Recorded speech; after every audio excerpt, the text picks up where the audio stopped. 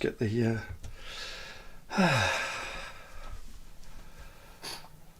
well, good morning everybody. This is Tuesday morning, Leaderslive. Can't wait for today. Hope you enjoy the music, folks. This is a minor blues by my Uncle Peter. Dead cool piece of music. I might even just turn it up a little bit for you while we're just getting in the groove. Yeah, so it's the 1st of February today. We're out of January. Hurrah! Oh, God. January, I don't know about you guys, but January often feels like, we get 2 months for January, don't we? Waiting for the payday check and kind of all of those things. Yeah, so, we're February. Wow, how about that? Incredible. So we got the wonderful Maria Jeffers on today, and we're talking about mental toughness. Yay! So that's going to be really exciting. We can't wait for that. So yeah, we're just counting down now. We're just getting the feed up. We can't see the feed yet. We're just waiting for the feed to pop up. Oh yeah, good morning. Brilliant. So there's the feed coming up. Fantastic morning, Paul. That's good to see you, mate. Brilliant. Let us know, Paul, if the audio's coming up okay. So hi people, good morning Andrew, good morning Paul. Let us know if the audio is coming through. We're just on a slightly different system on audio today. So oi, it's a Tuesday morning, folks, here in the UK. Morning Tanya. It's just after 8:45 and we are live. 8:45, live. Oh, come on.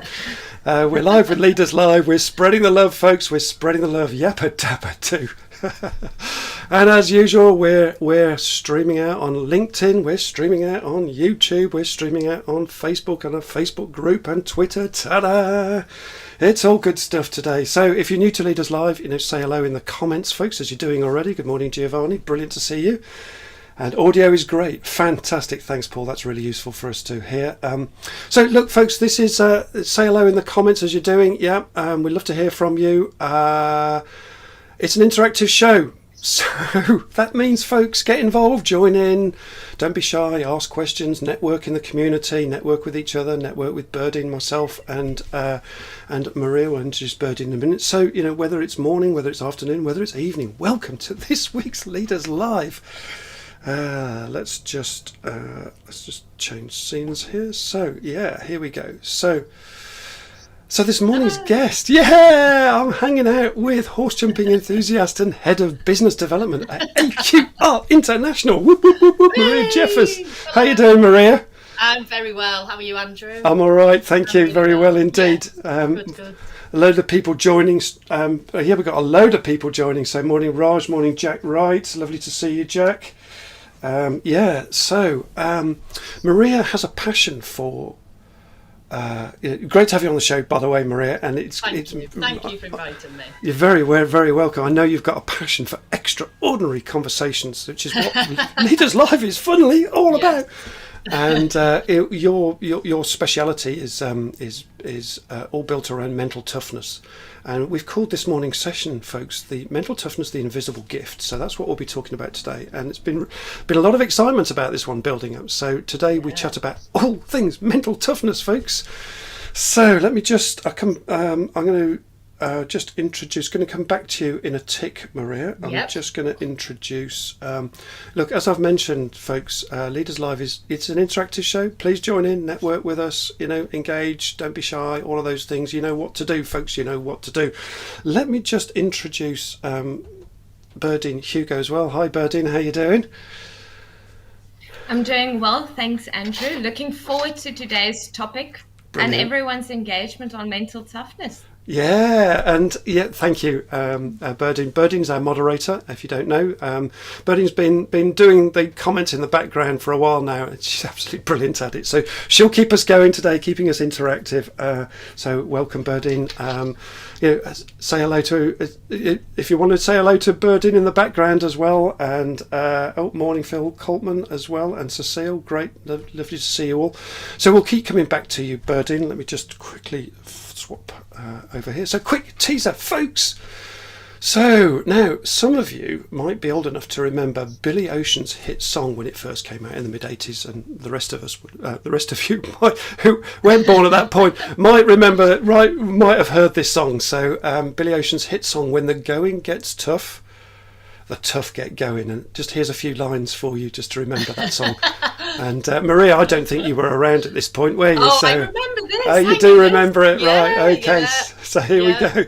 I'm going to put this dream in motion, folks. I never let nothing stand in my way. And another couple of lines. "Darlin, I'll climb any mountain. Darlin, I'll do anything." That's just a brilliant line, isn't it? And today, yeah, Maria and I, we're going to explore mental toughness through the lens of approaching life with a positive mindset when facing stress, when facing pressure, when facing challenges, all of those things, and in this fast-paced interactive conversation together, we discover what is mental toughness, and by developing it, how does it help us? What do we benefit from this? How do we go about accessing our mental toughness? Thought for you. And why is self-awareness an important building block towards becoming mentally tough? And how do we practice mental toughness, in a practical way, as we grow and improve, or a way to grow ourselves and improve our lives? I don't know, but I know Maria does, and she will tell us all in a few moments. So put all that together, and what have we got? Yep, you've got it, folks. Bippity boppity boo. You'll be singing that song all day now. Now, as you regulars know, on this show, we love you to get involved too. So, as I said, get involved with us right away, and Berdine's going to pop in a few questions for you in the feed. Things like, what does mental toughness mean to you personally? So while we're kind of just warming up here, you can start to answer that question for us and get some comments going, please, in the feed. And Berdine, we'll add that into the feed right now if it's not there already. So please let us know your thoughts by replying in the feed. Don't be shy. You know what to do. Okay, so let's so if you're new to the show and you don't know me, I'm Andrew Jenkins. Smash those likes too, folks, and those thumbs up. We love those thumbs up, and I really appreciate that. That keeps us motivated as we're going along. And please subscribe to my YouTube channel. Berdine will put the link in at some point in the comments field. For those of you that have ever built trying to build YouTube channels, they take ages, so I'd really appreciate your help. Can't tell you how hard it is to build a YouTube channel, so love your help on there. Please let me know. Well, I know our audio's coming through because you've already said that, so that's great. And so back to you, Maria. Where are we? Where's Maria? Where are we? Oh, I've lost. There we go. There's okay. So back to you, Maria. And just before you begin, let's give you a round of applause. Feel the love, Maria. Feel the love. Thank you. What a groovy build-up, hey? What a groovy build-up. Oh, that was amazing. Thank you. You're very welcome. Yeah, very welcome indeed. So let me just bring you back on without the confetti. Yeah. You're going to be clearing up that confetti for weeks, Maria. Oh, I know. I've made a mess now. Yeah, it gets everywhere. I'll tell you, literally everywhere. So, Maria, what is mental toughness? And by developing it, how does that help us? Yeah. Okay. Over to you, Maria. Thank you very much. You're mental welcome. Toughness, it really is all about our mental response to events, which in turn, it largely determines how we behave and our emotions. Okay. So it's a theoretically sound concept that's well researched, and it's also really, really effective for practitioners as well. So, I'm not an academic myself. However, I apply this in my daily life now. So it's really, really effective to make me the best version of myself that I can be. So it really, the origins go back to sport. When you look at, back in the 1950s, 1960s, some of the American sports psychologists started to get involved with teams and use the concept of mental toughness to have the edge. So I think it was Jim Lower. He coached a tennis player, and it was really, he was seeing how having the edge in your sport could be down to how you approach it mentally, not necessarily talent or anything, practical with what you're doing. So it's more a mindset thing. So there's, and then there was other research that was built upon, and it's been used within organisations. So there was Cabasa with the hardiness model, and she talked about commitment, and control aspect. So we'll come on to the full model. But our mental toughness model that we talk about was developed by Professor Peter Clough, who was the former head of psychology at Hull University. That's this one, yes. Yeah. So this is the 4 C's model of mental toughness. The 4 C's. The 4 C's. My CEO, Doug Straharczyk, was also the co-developer of this model. Yeah. So there's been, a lot of research has gone into this over the last 30 years. And as I've said, this is called the 4 C's model. So you have 4 constructs, which are control, commitment, challenge, and confidence. Nice. And then there's 8 underpinning factors there. Okay. So it's a real good way of looking at our own thinking and being able to understand in each different factor how it is that we think, what are our own patterns of thinking. Because I guess before we can move on to develop anything, we need to know where we are right now. Yeah. So we use this model. And mental toughness really is described as being a personality trait. And it's about how people respond to stress, pressure, and also opportunity. So it's how do we respond to actually having an opportunity? It's positive as well. It's not always about just the stress of the scenario. Some people, how they think they'll see opportunities in things where other people see threats. Yeah, interesting, isn't it? And we talked this morning, Maria, didn't we, about, I was just looking at that line there, if I understand myself, I can improve myself, on that slide.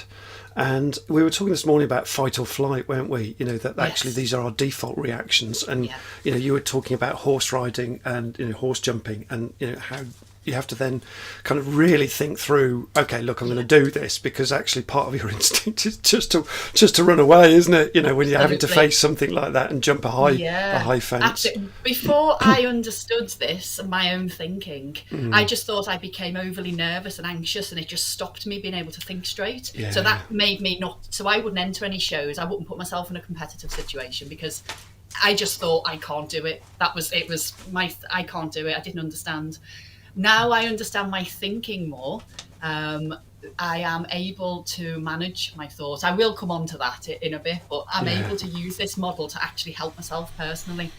So should I just quickly talk around by all means, please do. Okay.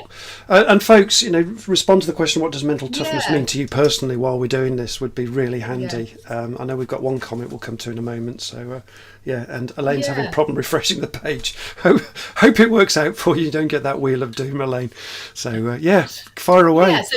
That's okay. No, it's just as I say, there's 4 different constructs. The control construct is all about the life control. How in control of my destiny do I feel? Do I feel like what I do makes a difference?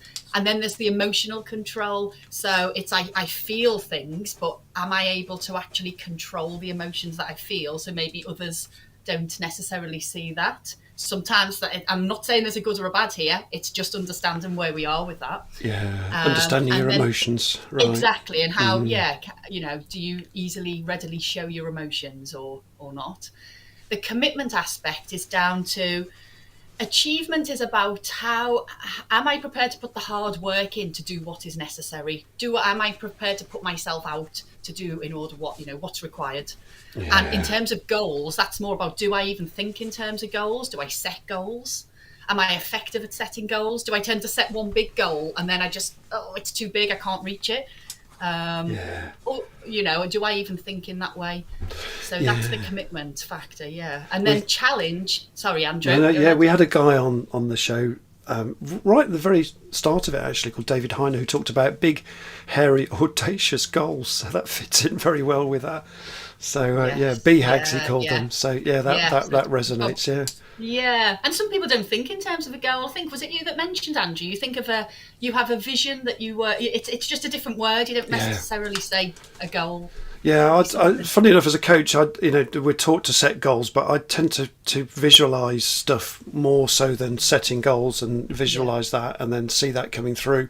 But very much a big achievement focus for me. So And then the next aspect, then challenge. So am I prepared to do something different, take a risk? And then when I do something different, do I learn from the experience? Or if I do something wrong and I fail, do I think to myself, oh, I'm not doing that again. I'm not going to try that again. That didn't work. Or do I think, right, I'll give that another go. And actually, I'm going to tweak that because I don't think that helped me. And then you do it wrong again. And then you have to tweak something else. So that learning orientation is about, do we keep going back and trying to learn from our failures? Or do we shut down and think, well, I won't do that again. That didn't work. And I think I used to think, this is where I've changed, because I used to think if I failed at something, I was no good at it. That's really interesting, that, isn't it? You know, that whole thing of there's no such thing as failure, there's only learning and feedback, which is an NLP presupposition. Let's just give you a break for a minute and let's just kind of bring up Berdine. What's going on in the comments? Looks like we've got a busy feed. Yes, we've got a question from Shauna Taylor. So she asked, do you connect that with performance then? I'm guessing the mental toughness with performance.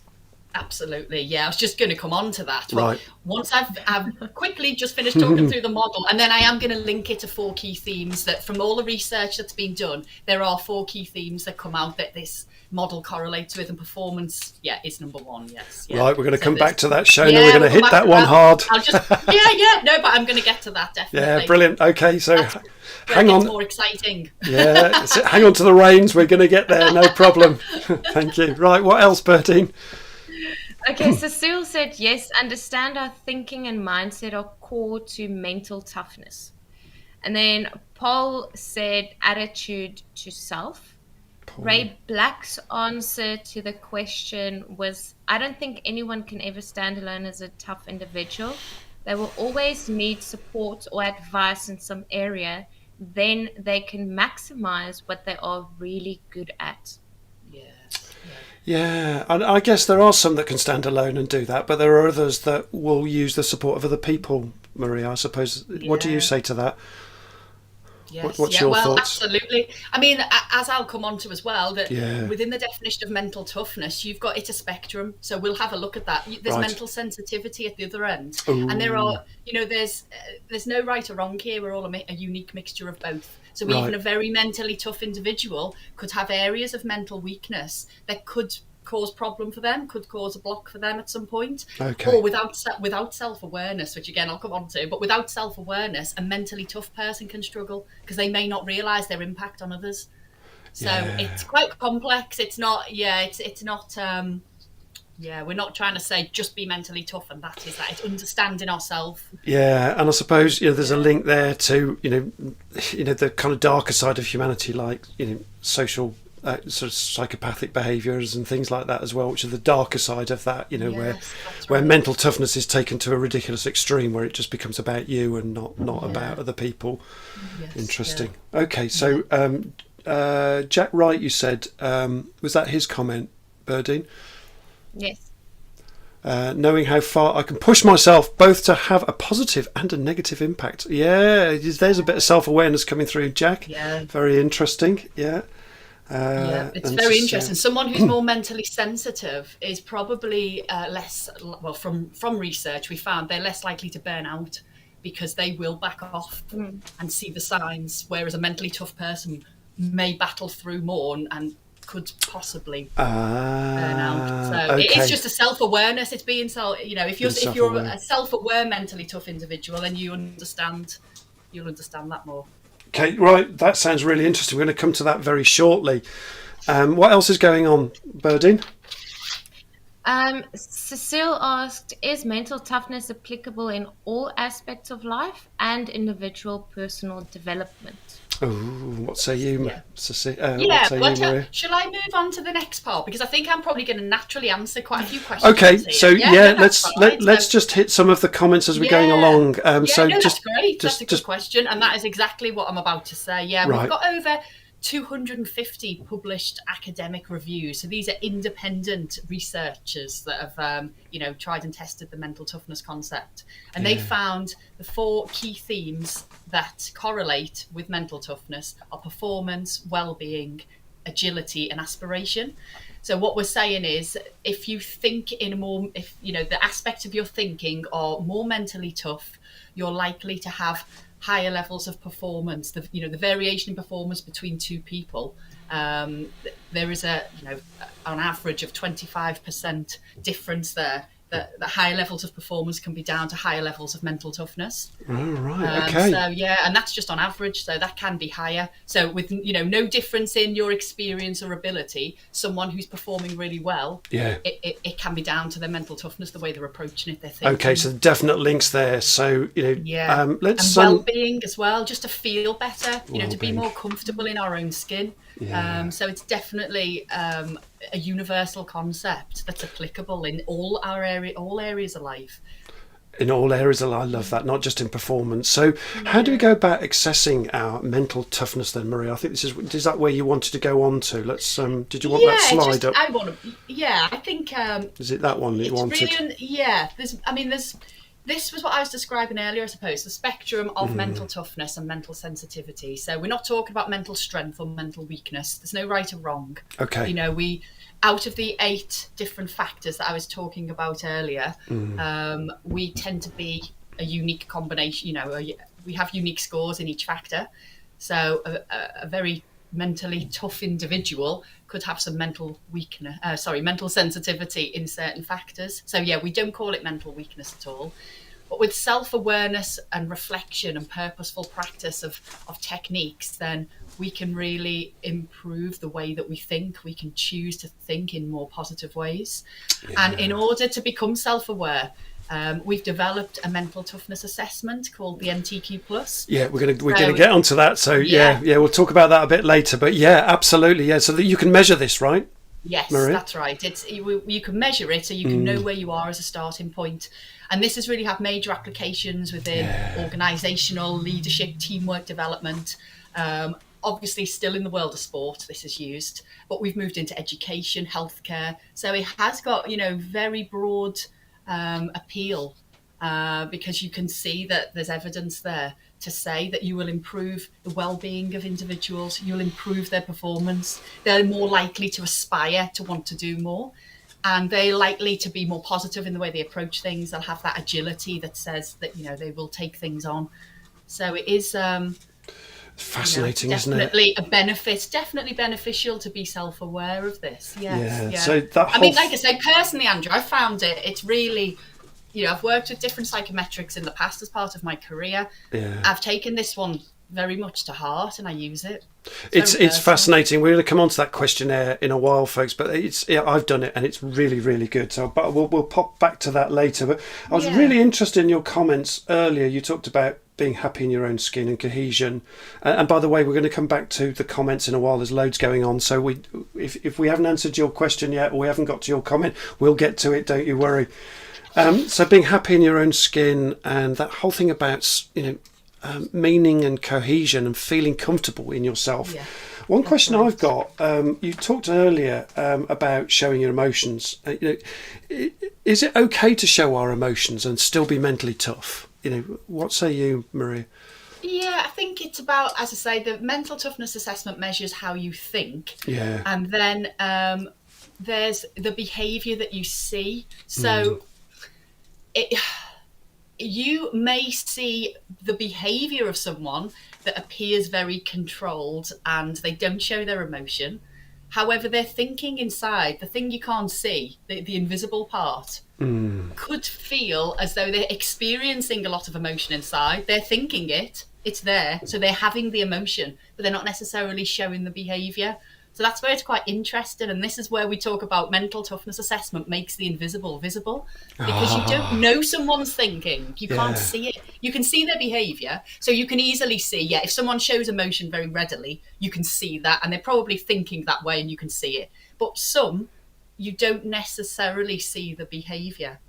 So it's interesting to know it's there, because that could cause stress to you as an individual. If you're feeling a lot of emotion and you don't show it, that could actually be quite bad for your health. I was wondering that, and that's where I was coming from, really. So actually, it's okay to show our emotions, providing we've got some control of them, right? Exactly, yes, that's right. And it's also helping you. If you change, let's say you are lower on the scale for emotional control, so the way your thoughts are emotionally. Yeah. Maybe with practicing some techniques there of, okay, well, how can I make this a nicer experience for myself and my own thinking? I don't want to be feeling these heightened emotions all the time. It's not necessary. It's like what we were going back to, the fight or flight. You know, it's overthink, you know, it's making me feel too emotional. Let's maybe put some purposeful practice into that area of my mental toughness. Right, okay. So that's where it's lovely that it's broken down into these 8 key factors that you can hone in. You can pinpoint. What is it that I need to develop? Pinpoint back. So, you know, we can pinpoint back to these areas here, folks. So I think Julia Moses had a question on that, which we're going to come back to right now in a moment, but I thought that was quite interesting. So this whole thing about mental sensitivity, it's actually really useful to be mentally sensitive, isn't it? That's where the self-awareness is. But the mental toughness is to make choices based on, we don't have to act out on our feelings, Maria. We can use those feelings and then, you know, choose a response, right? Yeah, our take is you get an overall mental toughness score from the assessment. Okay. So the assessment, like, it's 15 minutes long, 61 item questionnaire. So you get a just getting that in. you get an overall STEM score, which means that you're compared to thousands of other people who've also taken the assessment. So you're being compared to the average person on the planet in terms of your mental toughness. So if your overall mental toughness is a STEM 7, that could be made up of some of the factors being a STEM 3, some could be a STEM 6, some could be a STEM 8. So it's a mixture. Your profile may be quite spread out. It may not be. It might be that you're similar in you're quite equal in every single factor. Okay. But usually you have a couple of factors that are more mentally sensitive. And when we talk about self-awareness, it's not say it tends to be the more mentally tough person can be more self-aware. Okay. But for all of us to be self-aware, actually, but it's just so interesting when you look into some of the research. Mentally, it's very interesting when you look at it. Yeah. Let's give you a break for a minute and let's just find out what's going on in the chat. Berdine, over to you. There's loads going on. Where do we start? So last time we picked off Cecile, so we had Chris James. Morning, Chris. He said, setting goals should be at the heart of the assessment process. Well, it's certainly part of it, isn't it? Sorry? Jack writes that I have a vision board. Setting individual goals. Good lad. Yeah. I've got a vision board. Brilliant. Absolutely fantastic piece. A few months ago, I think it was back end of November, we had Lisa Baker on talking about vision boards, Jack. I'll send you the link to that after we finished, because that was really, powerful as well. So if that's something you're interested in, that's available. I'll pop that in the link unless Berdine can magically find it. Who knows? Okay, so that's that one. Yeah, what else is going on? Andrew Bryan said, even though I've had autism for 40 years, I aspire every day to be the best I can be at work. I try to improve myself each and every day. I learn from my failures. Yeah, sounds like a mentally tough person. That's, that is it, isn't it? It's how we approach things. It's how we think. And being self-aware of a condition, which Andrew's talked about there, and actually having the courage to face that and to do different things. Yeah, great shout out to you, Andrew. Well done. I like that. Brilliant. Great comment. Thank you. Berdine. Then Julia Moses had a question.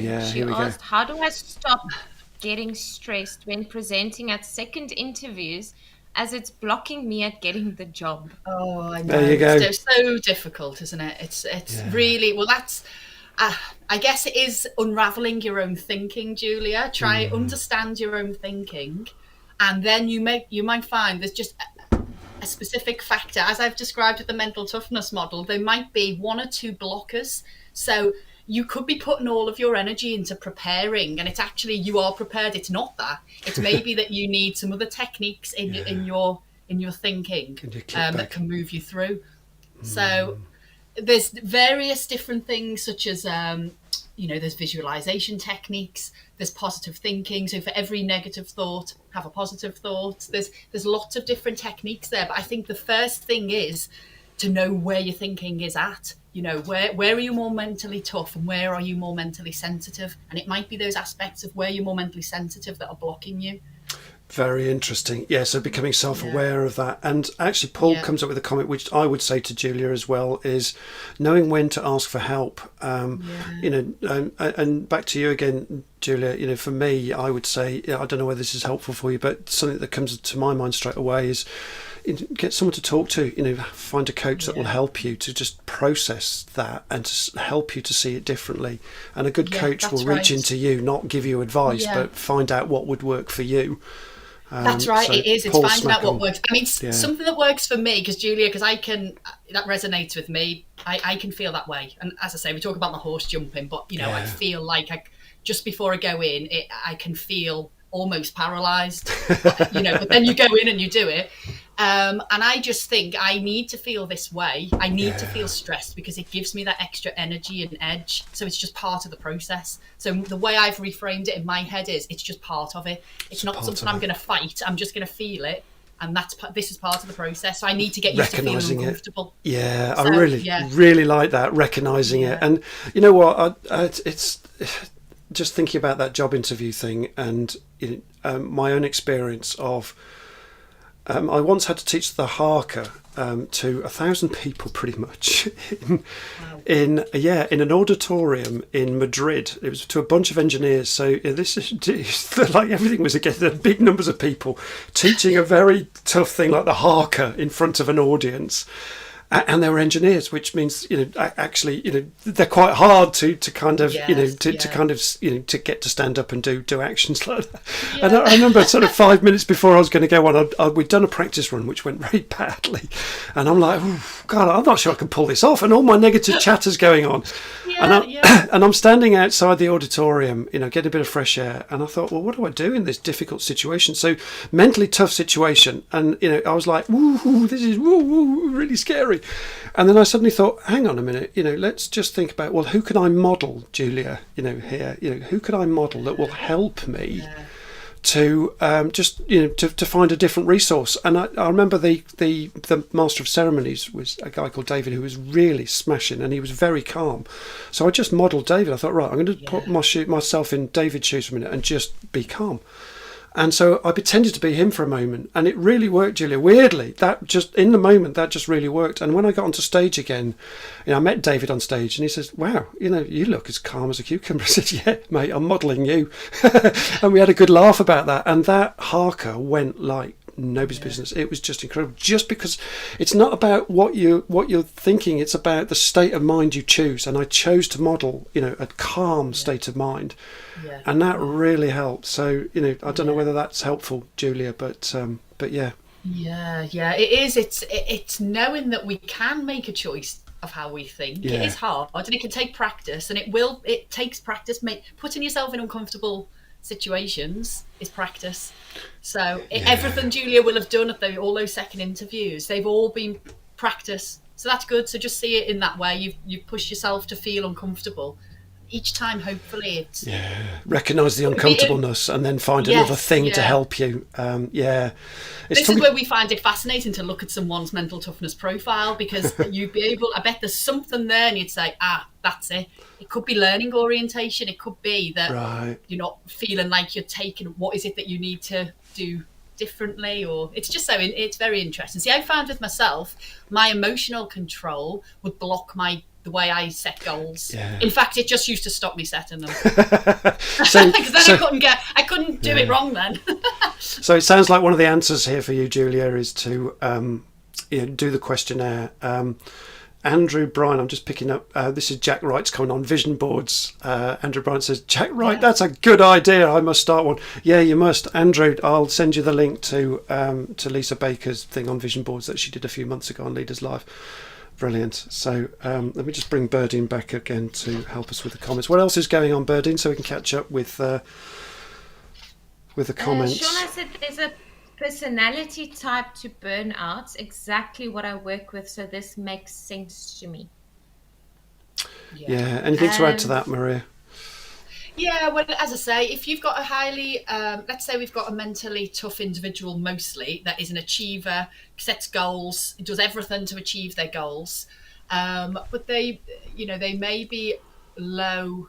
I'm trying to think on one of the scores. Maybe it is more that emotional control, and yeah, you can just end up keeping on going because that's so important, that you're not tapping into the emotion that you're feeling. You do just keep pushing it to one side, rather than listening. So it's just the self-awareness. It's knowing when to listen to your emotion, because often the body it's trying to keep us safe, isn't it? It's trying to stop you from burning out. So it's not saying that mentally tough people actually don't feel stress, anxiety and depression. It's just how they handle it can be different from how a more mentally sensitive person would handle that.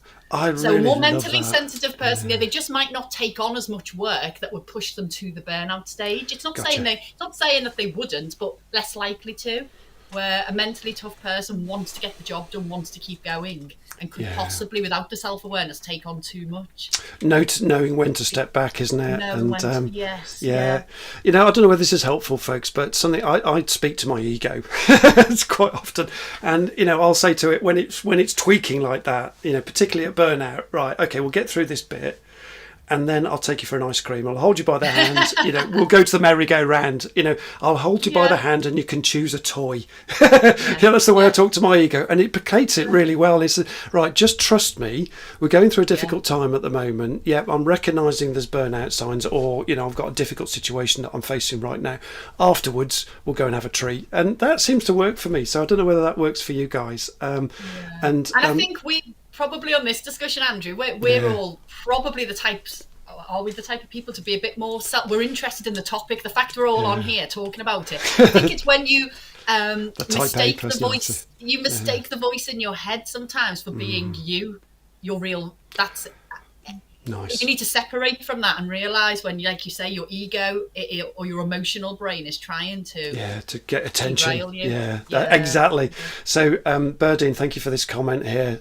You mentioned this in the chat. So, self-awareness and your mindset go hand in hand. Well done, Berdine. Yeah. And how do you manage to keep your mindset positive after the pandemic struck in your? Oh, what a brilliant question, Berdine. Well, nice. What answers have we got in the chat then, Berdine? Well, Leiden said mental toughness are some of the attributes you find in some of the best leaders. You have to be mentally tough to be able to adapt when you are faced with change and challenges. Yeah. Absolutely. Yeah. Yes. Yeah. And I think Shona goes on to say this, doesn't she, Berdine? Yeah, she says mental toughness is very connected to having good boundaries, I would imagine. Yes, yeah. And that would be, definitely within that confidence factor, interpersonal confidence, it's setting, correct boundaries with people. And yourself, I take it. Yeah. And others around you. I see what you're saying. Others. Yeah. Right, okay. Yeah, sorry, useful. Jack Wright said, no problem. Jack Wright said, after the question I asked, he said he focused on his family and watched his 1-year-old walk, talk, and develop. All I would have missed due to work commitments. So that's very nice. Yeah, gosh, doesn't that bring me back? And for anyone that's had kids, that first experience of seeing a child walk and talk and develop. Jack, yeah, absolutely, lovely memories. What else is going on? Thanks, Jack. Shauna said that's being incongruent, though. Let's have a look. Show what she's referring to. I don't know what she's referring to there. Yeah, it'd be interesting to know what's going on there. She goes on in a second comment and says, I've done it. And I'm a practitioner, never seen a psychometric, which is so helpful in detail to your point around pinpointing. Yeah. Brilliant. Yes. Yeah. Yeah. It's just it's knowing the detail, isn't it? Unpicking the detail of how we think. Yeah, I'd be interested in what that's being incongruent now. I just wonder what that would be really interesting to come back to that, Shona. So please give us some more information on that one. Is there any more comments? Yes, Leadin said amazing topic for great leaders and entrepreneurs. Mental toughness is not visible, but you can see the outcome of mental toughness, how you deal with unexpected situations in management and leadership. Yeah, definitely. Yeah, spot on, Ledden. Brilliant. Yes. And we found And from Julia research said, as thank well. you so much. Yeah. Sorry? Sorry Brilliant, about thank you. No, it's okay. I was just going to build on that and say we found that No. from research, more mentally tough people are more supportive of others around them as well. Yes. So, it's not a case of a very mentally tough person who is self-aware. It's just going to be all about themselves. They tend to be the best supporters of those around them. And that's something I make sure when I'm out there on my horse competing, there's a lot of nervous people around you. And you can get drawn into looking very serious yourself. I chat to people, I smile, I say hello. And I don't think some of them can believe it because they're they're just so focused and nervous. Yeah. So and it lightens it, and you can see people smile, they relax. Indeed. So that's something I try and pass that. I think I try and pass it on. Well, it's helpful to you and for them, isn't it? So that's great. That's a really smart, that's a smart idea, folks. Just help other people through that situation. What's going on here? Let's have a look. So Ray Black says, a great leader once told a UK team, if you're not nervous in some way before a presentation, you are not committed to the subject. There are some simple tips to help presenting, so worth researching. Okay. Yeah, that's good for Julia to read, isn't it? Sometimes just knowing that actually we've got to jump up a notch here, and the fear of, well, I don't know what's going to happen, the unknown, and just accepting that. But actually, embracing the fear and doing it anyway. I suppose that's where Ray's coming from. And staying really focused. There's been a lot of research we've done into attention control, where we have this we have development tools that we can access, and there's a number grid, and it's about where you just find the numbers on this grid. It will light up and you have to get number 1, number 2. You don't know where it's going to light up, but it's quite difficult to start with, to keep your control just doing that. But the more you train your mind to stay focused and concentrated, it can actually help with these scenarios. You go into a presentation and you just stay focused on what you're talking about rather than getting too involved with your emotion side. Just really keep the focus. That can help. Acknowledge the emotions, but try and take them somewhere else. I really like that. Paul, I think Paul comes out with some real wisdom. It's great. Paul says, service to others, and I know Paul is a paramedic and does a really fantastic job. Absolutely. So service to others is where Paul's coming from there, and I get that. There's something in that, isn't there? Yes. Yeah. Definitely. Okay, and I think Berdine has. Have we got anything back from Shona? I think we might have. Yeah, she said when one suppresses emotions and overrides them, it creates incongruency. Got it. Yeah. In my other profession as a therapist, suppressed emotion is the precursor to illness.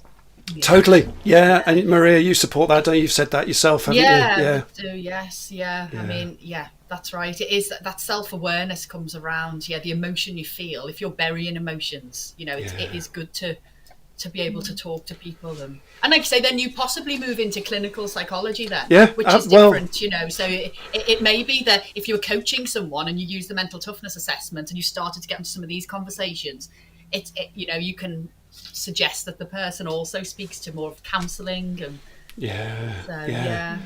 I mean, absolutely. And in the longer term, particularly, that just builds up and builds up and builds up. And if we've got unresolved stuff, it doesn't go away until we resolve it. I think that's really interesting. Yes. Yeah. Julia says, I'll do that. Thanks. I think that was in response to the stuff that we've been talking about. Yeah. Well done, Julia.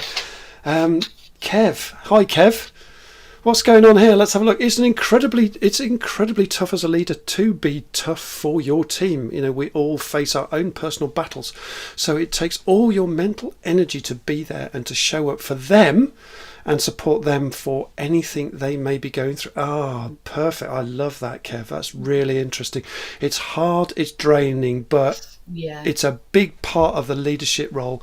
Mental tough training for everyone, including leaders, directors and CEOs, is hugely important. Spot on, Kev. Really like that. What say you, Maria?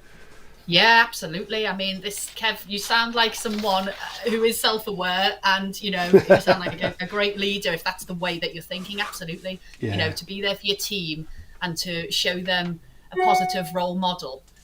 When you're facing, obviously, we all have things going on ourselves, so it does take a very positive mindset to be able to be in that role. So yeah, sounds good. Yeah, and that just the whole thing about, I really resonate with that comment, Kev, because this is about understanding what's going on for other people as well. I think that's part of our leadership role. It's not all about us when we get to leaders. It's about our team, and helping them, because you don't know what's going on for them. How do you know what's just happened to them? That through COVID, some disasters happened in their family. Maybe it's someone's ill, or the cat's just been run over, or the things that we laugh about, but actually are really super serious in life. And to really understand as a leader, put yourself in other people's shoes, I think is what modern leadership is really all about. So, Kevin, spot on. Anything else? It is, isn't it? And it's about sometimes how to open up those conversations with people. And exactly. I think that's where an assessment like this can be useful, because you're actually getting the individual to rate themselves and their own levels of thinking, and then you can both have a chat about that. And it really can be a proper light bulb moment for the individual, where they think, oh, that's exactly why I struggle with this aspect of my job or my life. So it's a good way to start out a conversation. Yeah, I remember seeing a TV film about difficult traumas and things like that people get over, and the key thing is to always ask twice. How are you is the first question you'll ask, which you'll generally get in the UK anyway. Oh, I'm fine, thank you very much. All good, or I'm all right. Yeah, I know. It's like a surface answer, isn't it? It is, and when we ask the same question again, well, how are you really feeling? Yeah. It's surprising how people will then open up and really come to what Kev's been talking about there. So spot on.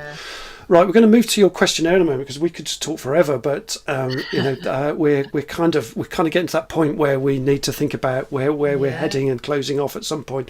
Cecile says this: mindset, emotions, and toughness are complex subjects because it can involve education and or cultural background. Good point. Yeah. Thoughts, Maria?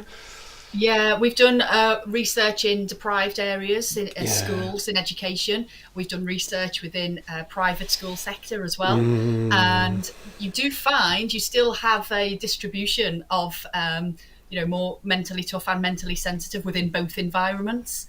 That mental toughness, as we were talking about earlier, 50% is a genetic component and 50% is your environment. So you could have someone who's very mentally sensitive in the private school system, and the environment's probably really helping them, but their genetic side is more mentally sensitive, and vice versa. You could have someone in more of a deprived area where the school isn't as supportive, or bigger class sizes, or whatever the issues are in home life. However, they're genetically more mentally tough, but their environment isn't so nourishing for them.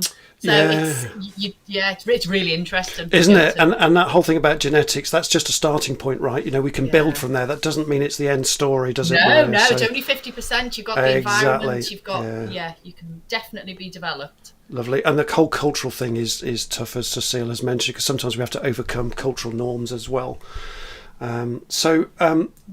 Just very quickly, Ray Black says, it's great to have Ray on the show.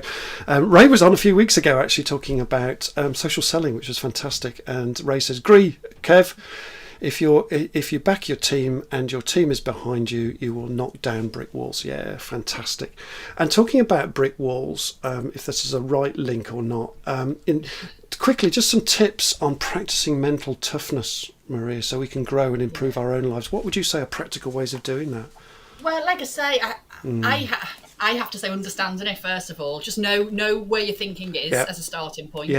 And then some practical tips would be those things we've mentioned. So there's visualization techniques. Visualize yourself doing whatever the thing is you want to do, doing it well.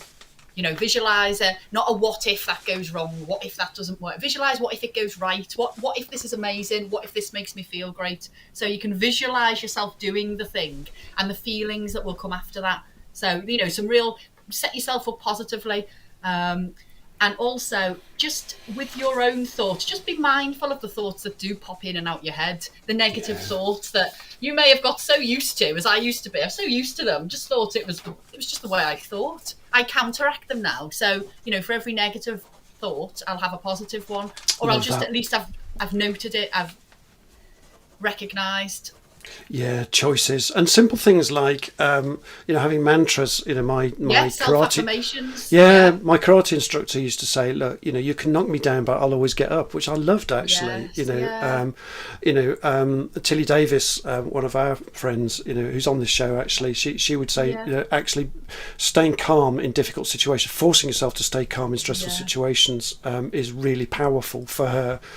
Going out for a walk in nature, going horse riding, Absolutely. It does help. Fresh air, breathing sounds simple if we do it every day.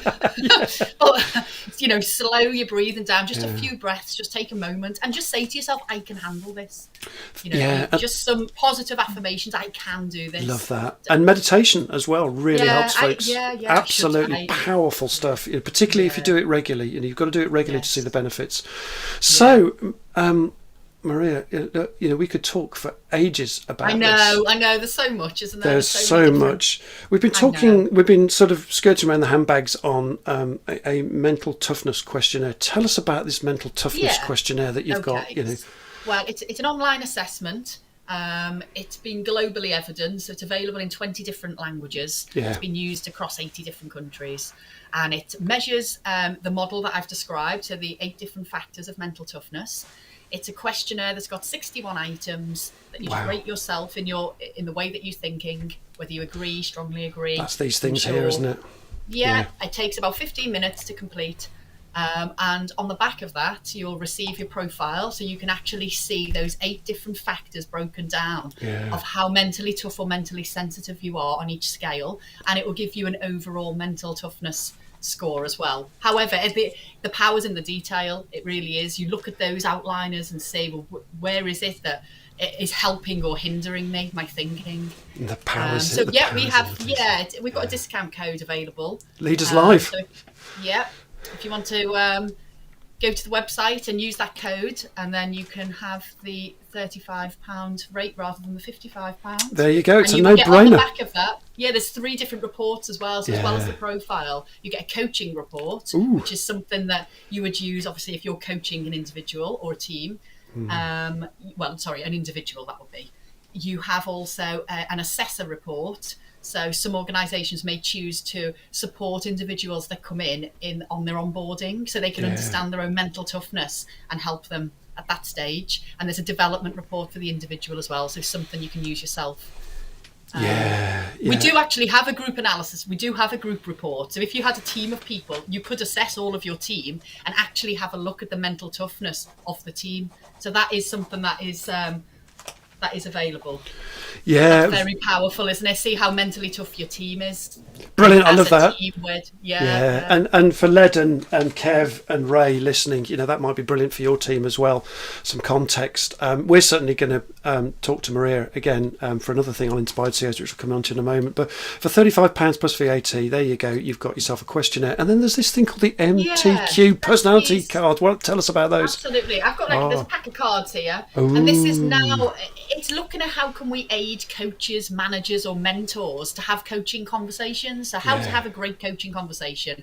There's all different behaviours on these cards, and what you would do is just ask the individual to put them into 3 different piles, 20 that are most like them, 20 that they are sometimes like them, and 20 that are not like them, and then really sort down to the final 20. And it's just a powerful way of having a practical conversation around how how close to the behaviours they feel, and especially if you've been assessed with the mental toughness assessment, so you then fully understand your thinking and then your behaviour. So how is one impacting the other? How does our thinking impact? Love that. So Shona, so that's quite a practical thing, these cards. I don't know if you can see them. Love that. But it's just a great tool, for £40 or £33 plus VAT. They're a fabulous practical tool to use to open up a conversation. A coaching conversation, obviously. Yeah, absolutely. So you could just take them to the pub, I suppose. And So Cecile and I'm just trying to think, Shona and others. Actually, that might be a useful thing for you for team facilitation and stuff. I'm certainly going to get a pack for those. I think I've got a pack on the way, haven't I? Yeah, So, you have got indeed. a pack on the way. Fantastic. Okay, so listen, I've done that questionnaire. It's really, really powerful. So there's the link for you.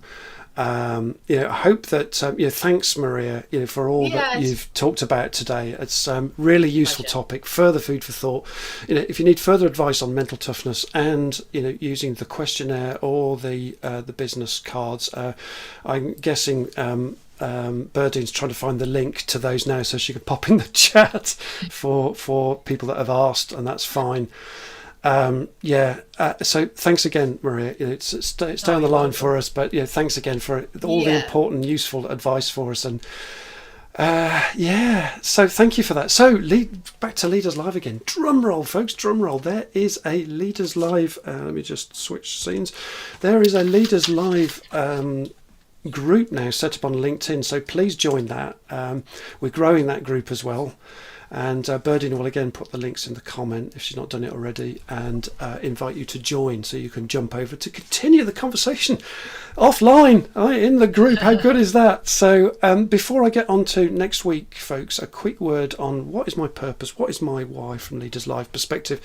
And it all starts with the idea that you are more than you think. We are all more than we think. So Leaderslive is a freely available, edutaining expression of this, where anybody can join in and enjoy taking part in extraordinary conversations that we've had today. And the kind of mantra or maxim for Leaderslive is I to the power of we. So a quick shout out for the stuff that I do for you in case you're interested. So if you're interested in my other commercial offerings, that I can help you with are, book me for inspiring keynote speaking, folks, at your company events, both online and offline. I talk about growth mindset, I talk about high performance, I talk about business change and choice and things like that, all in this rapidly changing world. My company PDX boosts your business success through developing high performance teamwork. And I'm also, you can hire me for experienced executive coach too. I'm a fully qualified coach. And lastly, I run a subscription-based community called Inspired CEOs. So, if you're an SME CEO like Leden and Kev, etc., look, I invite you to experience how we collaborate to play a bigger game in our business lives. And actually, I'll be inviting Maria as well onto Inspired CEOs as a game-changer guest to talk about mental toughness with us, because I think that'll be a fascinating subject. So I hope that will be all right, Maria. Yes, I love that. Fine, okay. So next Leaderslive, folks, will be, actually, we always do Leaderslive on a Tuesday, except when it's a Wednesday. So next Tuesday, I'm actually busy doing something. So next Leaderslive is actually going to be Wednesday the 9th, not Tuesday.